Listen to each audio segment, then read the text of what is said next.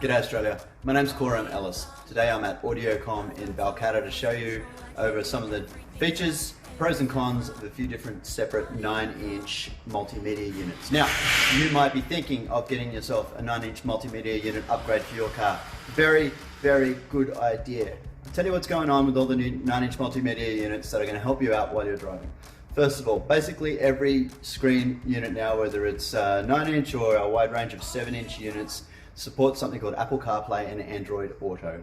If you don't know about these, Google them, check them out. You've probably experienced them before, and a lot of new cars have this feature now. Basically, when you connect your phone to these new units, all of your phone functions will go through from your phone to the unit in a safe, convenient way, in many cases voice controlled for a lot of functions, so that you can complete all sorts of multimedia choices, message two-way communication and navigation functions, completely hands-free, true hands-free, with your hands on the wheel, making voice commands to the multimedia system. This keeps you in par and on track and in line with all the new modern phone rules, particularly in Western Australia, that you will get stung very hard by the police if you're caught operating your handset. But you can operate these via voice and touch and via steering wheel control without breaking any of these rules. So the platform you definitely want is Apple CarPlay and Android Auto.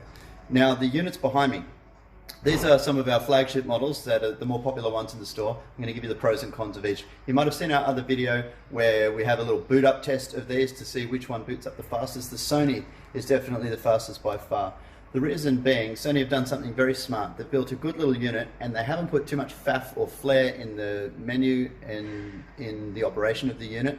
So it actually thinks a little bit faster than the other units, which means it's very, very responsive when you touch and make selections, almost instantaneous, like a high-level smartphone. Whereas some of the other units can be a little bit laggy, have a little bit of latency on the touch, particularly the Alpine. I'm going to run through some other features now. So starting from the bottom price point, and one of our favorites because of the price point itself is amazing. 3-year warranty included as standard with the Sony. And as I mentioned before, they've trimmed down the menu so there's not too much flair going on, but it also keeps it nice and simple and very, very fast. So when you touch a function, you get instantaneous response.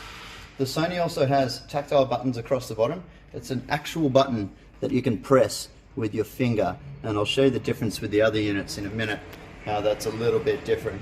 The Sony fits, you might have a couple of questions about the fitment of these. They have what's called a single DIN chassis, where this will fit in almost any vehicle, and then the screen sits out proud on the dash, and if your installer does their job correctly, they'll be able to mount this up very, very semi-flush, quite neat, and have it in a position that looks good on the dash. Now, having the mount proud instead of flush is good for a few reasons. It means we can set the screen dead vertical instead of laid back like in MUXs and Isuzus. When the screen's laid back, we have a lot of glare issues. When we can set the screen dead vertical, zero glare issues, and it's a much nicer and easier user interface angle.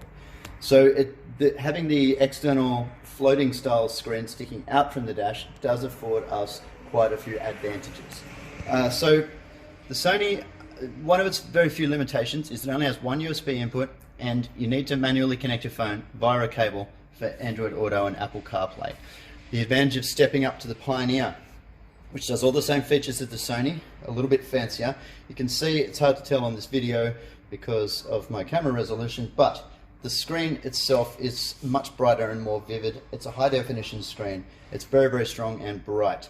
The Pioneer supports wireless Apple CarPlay and Android Auto, so you can either plug in to have your CarPlay connected like the Sony, or you can connect wirelessly. Now, the wireless does knock your battery around a little bit on your phone, and it does make your phone work pretty hard. So sometimes the wireless can have some problems too, because your phone's got to do a lot of work to maintain that wireless connection.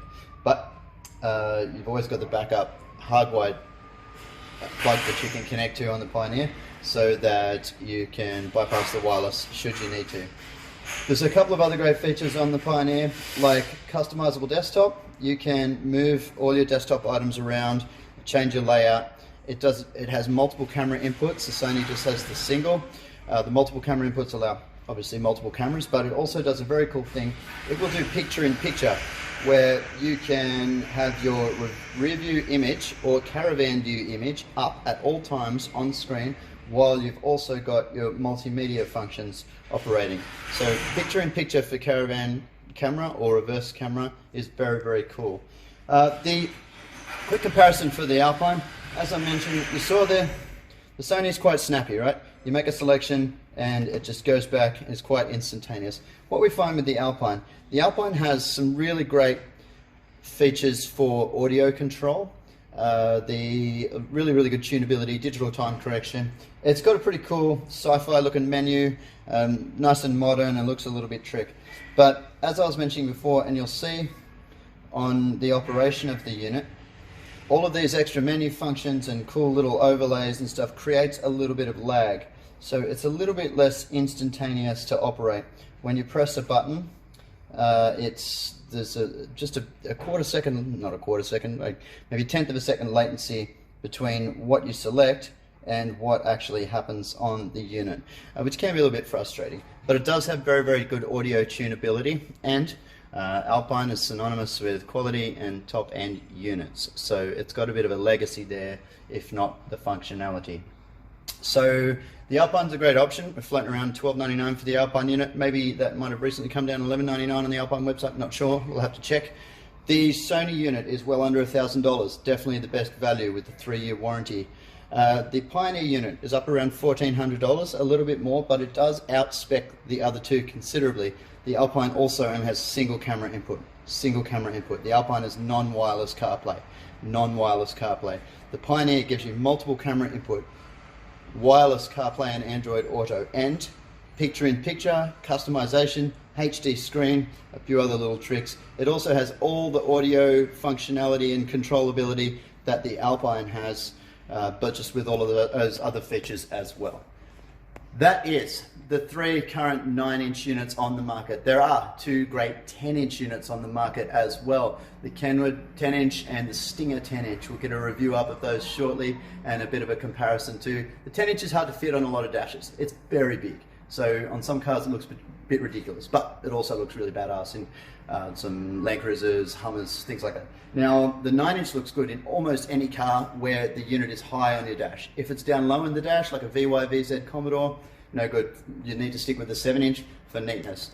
But for any vehicle where the unit is pretty high on the dash, we're talking D-Max, Colorado, Hilux, most Hyundais, basically most cars that aren't a VY-VZ Commodore. If the unit's a little bit higher on the dash, the 9-inch is the way to go. It looks so good in there. Check out our Instagram page for a huge gallery of installs we've done of these on all sorts of different cars, so you can get a bit of a look-see of how it'll come up in your car. So my pick of the bunch, definitely the Sony. Bang for buck, very fast, good, easy to use, problem-free, no faff. Makes it a great little unit with a 3-year warranty at a very friendly price point. If you want a little bit more buzz and a little bit more flair, definitely go the Pioneer. It's got some killer features. The Alpine's got a good legacy and history of quality, but I've got to say it's a bit of a step behind with this unit over the other two, but we'll cut it some slack because it was the first on the market. So they led the market with this 9-inch product. It was the first one out. So it's probably due for a review sometime in the next 6 to 12 months. They'll make a slightly nicer unit with a little bit of a better brain so it can speed up and gives a bit more functionality.